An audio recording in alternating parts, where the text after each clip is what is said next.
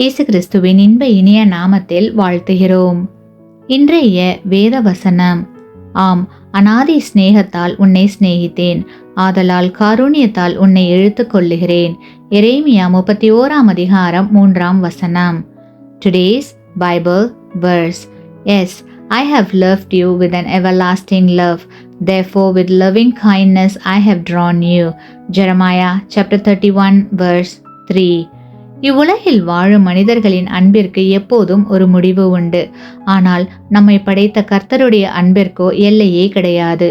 இந்த இக்கட்டான நாட்களில் உங்களை நேசிக்க அன்பு கூற யார் இருக்கிறார்கள் என்று கலங்கிக் கொண்டிருக்கிறீர்களா?